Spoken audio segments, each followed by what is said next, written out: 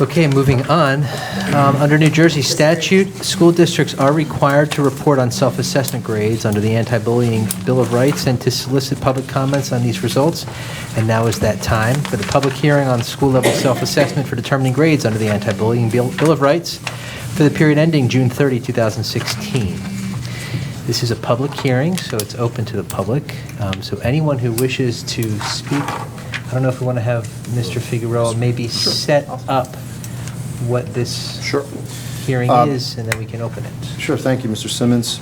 The Commissioner of Education developed a program to grade each public school and each school district's efforts in the implementation of the Anti-Bullying Bill of Rights, which I will refer to as the ABBR. This time period, as Mr. Simmons said, was from July 1st, 2015 through June 30th, 2016. A rubric was developed by the Department of Education, and each school was asked to self-assess the school's implementation of the ABBR. The self-assessment consists of 8 core elements, which I will review briefly with you. These are, number 1, HIB programs and approaches. Number 2, training. The 3, additional staff instructional and training programs. 4, curriculum and instruction on HIB-related information. 5, HIB personnel. That would include the anti-bullying specialists and the duties they do, making sure you have a safety team, making sure the safety team meets at least twice a year. We ask that each school meet double that, or at least 4 to 5 times a year. So that would be number 5. Number 6, school HIB reporting procedures. How well did the school implement the HIB procedures? 7 is the HIB investigation procedures, where all the timelines followed, etc.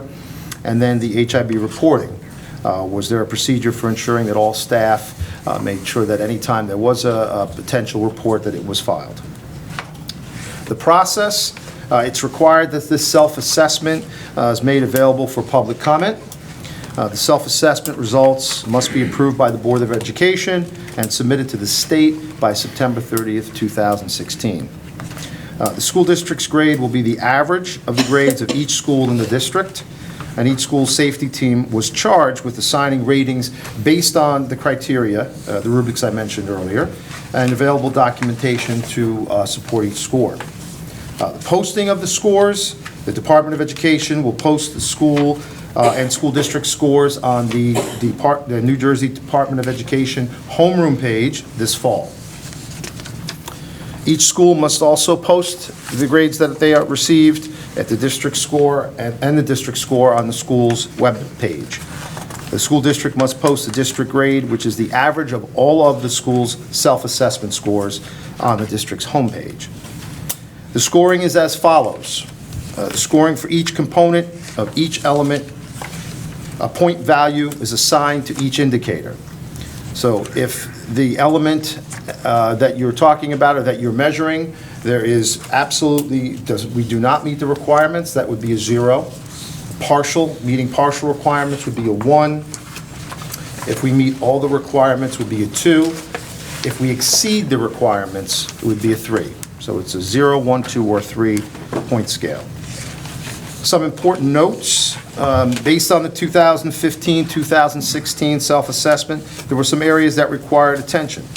Training for safety teams we looked at, training for anti-bullying specialists, additional measures to help explain the difference between what is conflict and what is bullying. We find that especially from parents and sometimes students, is a big concern. What is it? Is it bullying or is it conflict? Well, one of the things we've done, one of the many things, is put pamphlets out on what is bullying and what is conflict. That is distributed at back-to-school nights in the beginning of the year. And in order to address these areas, we put together multiple trainings. Some of these are the New Jersey State Bar Association training for safety and climate teams. All schools sent the building administrator, the anti-bullying specialist, and a member of the state safety team. Legal 1 training on HIB investigations. All schools sent their building administrative person or team, rather, their anti-bullying specialist, and also a safety team member. and training at department meetings for the anti-bullying specialists, which are run by Danielle Blaylock, and I attend those as well. And we do training on the role of safety teams, and also this year on investigation practices, HIB investigation practices. Based on the 2015-2016 HIB self-assessment, we improved in our overall score, but one area noted for additional growth is training for overall staff. And that's something that was mentioned by Ms. Blaylock earlier when she did her report. The plan for this year is to have our anti-bullying specialists use their first professional development day to create an updated training for building and staff focusing on HIB and HIB claims that will be delivered to faculty in a November or a December faculty meeting. In addition, we'll be working closely with our anti-bullying specialists to identify any other areas of concern relating to HIB process or HIB training. Okay, so the scores, and I've given these to you before, they're not out of 100. 78 is the most you can get. And a 78 would mean in each one of these components, we received a 3.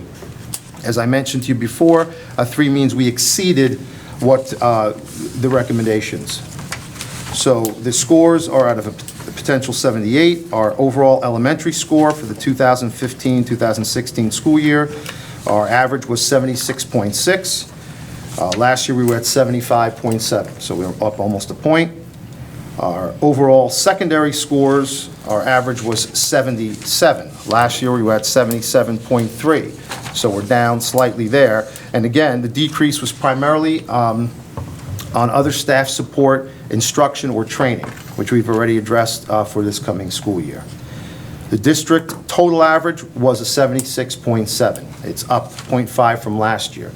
Last year, our overall grades, if we were taking it and measuring it to a 100-point scale, was 98%. This year, we're 98.3%. So we still are, and we've done better this past year than we've done ever before since this law has been in place. And we are at the A+ area. Now, with that said, we know that we are continuing to look at how to make things better, and that is something is an ongoing process. We also ask that any parent or community member that has any information or any suggestions or any concerns, they can always call my office, and I will make sure that we work with the building principal to address any of those concerns.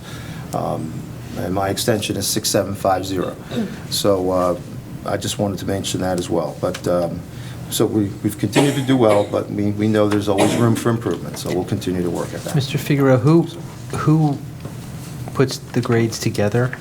The safety teams are charged in each building to take the rubric and sit down and measure all these pieces. They also, what we do is make sure when they send them up to our offices, Ms. Blaylock sees those scores initially, and we ask for supporting documentation for all of the scores from each building. How many people would be on a safety team? Who would be a typical safety team? Usually it's, I would say, around half a dozen people, possibly more. It depends on the school. 8 to 12, depending on the size of the school. I'm thinking elementary, but yeah, our secondary is probably So closer. no one from the outside participates? It's just an internal? No, we also have a parent in each building. A parent? How is that parent chosen? I think it depends on the school. And the principal's relationship with the community in that building, but typically the principal with the anti-bullying specialist will work together. They co-chair the safety committee, so they usually work together to find a parent who may be able to sit in on those meetings and participate. I mean, so, I don't mean to be cynical. This is just sort of a self-serving reflection of how we're doing. Is that how it is? I mean, to me, 76.7 out of 78 is, I mean, really, where do you improve from that? It doesn't really seem like there is any. So I'm just looking at this and saying, well, we're giving ourselves a grade here. Mm-hmm. It would be more interesting to me if it was a true outside assessment of how we're doing from those who see what other districts do. I would like more to compare how we do with other districts. Do we have any sense of how we stack with other districts in all these components? Well, not on the individual components, on their overall scores. Those are posted by the DOE.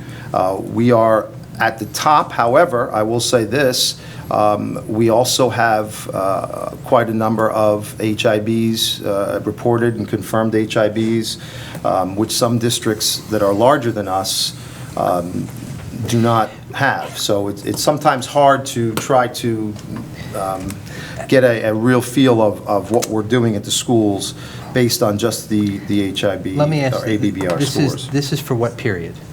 14, 15? This is the 15-16 school year from the Okay, I'm looking at last July year. 1st, 2015 With comparison to to last year. June 30, Okay. 2016. Yes, there is. So is a component of this, let's say that an HIB complaint is made, okay?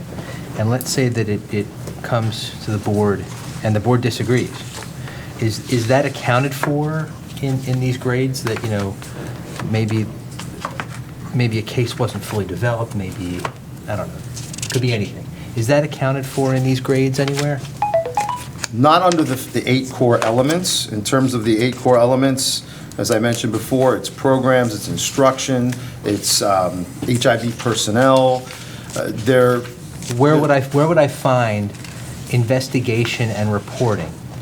You can find that, you can look at, 8 is HIB reporting, but it's really, the procedure is looking at staff reporting all incidents. Not so much has that particular report been vetted through the Board of Education. Okay. Okay. But that's something else that we can also review. And I do think, and I will say this, I do think that we are very hard on our buildings, and we do push them to try to get better. As I said before, we're not perfect, but I do think, Mr. Simmons, you bring up a very good point. You know, how can we, in addition to this, how can we find other ways and means to make this process even better and even tighter? And I think that's very reasonable, and we will look at that. Any other questions? Thank you.